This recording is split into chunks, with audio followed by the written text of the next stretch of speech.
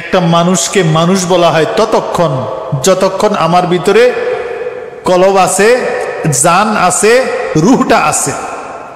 জানটা চলে গেলে ছেলে মেয়েরা বলবে যে আমার আব্বা এখানে শুয়ে আছে, কলে লাশটা পড়ে রয়েছে। কই তোমার আব্বা কোথায়? কয় আমার আব্বা তো মারা গেছে।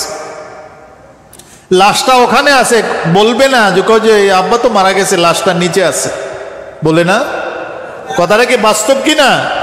আমাদের এলাকায় বলে হ্যাঁ আমার আব্বা তো মারা গেছে, আহারে লাশটা নিচে পড়ে রয়েছে। ঘরে নিতে চায় না, 5 তলা বাড়ি, 2 তলায় থাকে বেচারায়, মারা গেছে নিচের থেকে, আর উপরে আর লাশটা নেয় না। কয় আমাদের ভয় লাগে।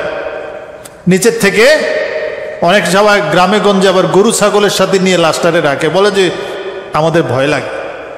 সকালবেলা মাটি দিয়ে দেয়, সেখান থেকে নিয়ে ইমাম সাহেব আইসা খাট দিয়ে নিয়ে যায়, লাশটা নিয়ে জানাজা দিয়ে মাটি দিয়ে দেয়। কথাগুলো বাস্তব কিনা?